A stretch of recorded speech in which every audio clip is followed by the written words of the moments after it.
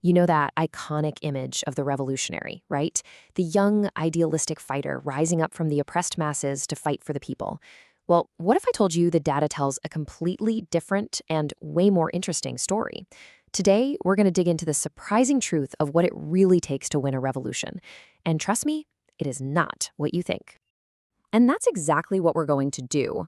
We're not here to start a revolution, but to understand one by looking at the cold, hard facts.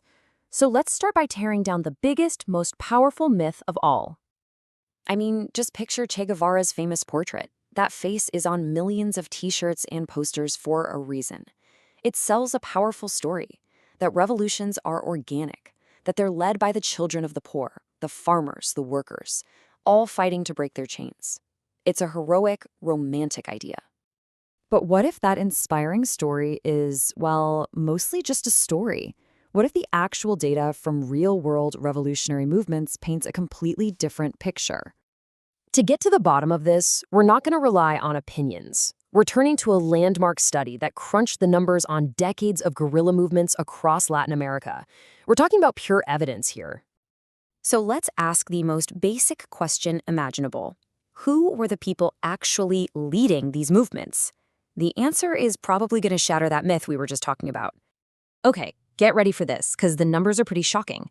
Far from being peasants, the leadership of these movements was overwhelmingly privileged. Look at this. In Cuba, 82% of the leaders came from the middle or upper classes. In Venezuela, it was 94%. And in Peru, 100%. A full 100% of the leaders studied came from well-off backgrounds.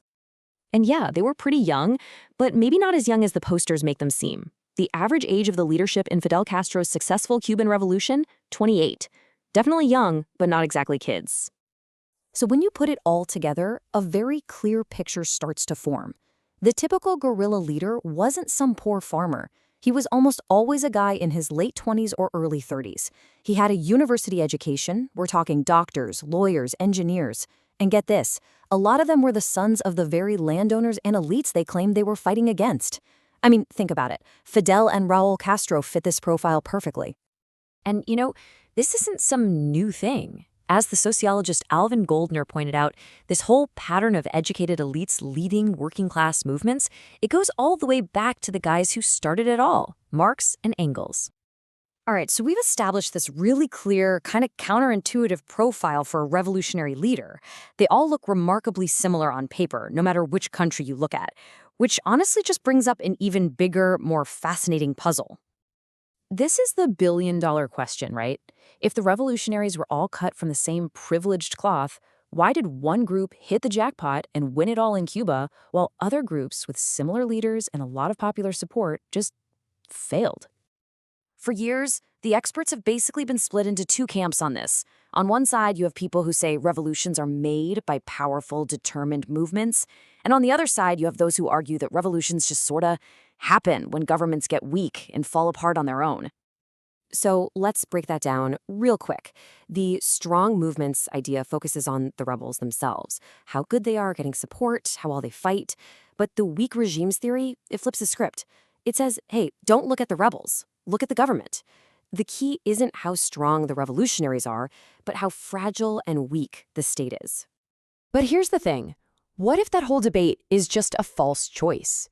The research we're looking at today points to a much more complex answer, suggesting that actually, both sides have a piece of the puzzle. So the answer isn't one single thing. It's not a silver bullet. It's much more like a recipe, or maybe a perfect storm is the best way to think about it.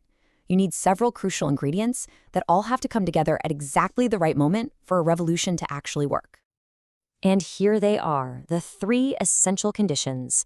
Number one, you absolutely need widespread support from the rural population, from the peasants. Number two, the guerrilla movement has to be strong enough militarily to actually fight and survive. And number three, and this is the real game changer, they have to be fighting a very specific kind of weak and isolated government. Now, this is where it gets really interesting. A lot of the guerrilla movements that failed, like the ones in Venezuela and Guatemala, they had the first two ingredients. They had tons of peasant support. They had real military power, but it still wasn't enough. The deciding factor, this secret ingredient, was the government itself. The regimes that collapsed in places like Cuba and Nicaragua were basically personal dictatorships. You can think of them as being run like a family business or even a mafia state. They were so corrupt that they managed to tick off everybody, from the rich business owners down to the poorest workers, creating this massive, united opposition. And here's the kicker. The army was loyal to the dictator, not to the country. So when things got tough, the military just folded like a house of cards. So the big takeaway here is this. Having a powerful movement with popular support is non-negotiable. You gotta have it. But it's not enough to win. For a revolution to actually succeed, that strong movement has to collide with a uniquely fragile and isolated regime. It's the convergence of all three of those factors that creates the perfect storm for victory. And that kind of brings us all the way back to where we started. If the leaders of these revolutions so often come from the very privileged classes they claim to be fighting against, what does that tell us about the nature of revolution itself? Who are these movements really for? That's a question we're thinking about.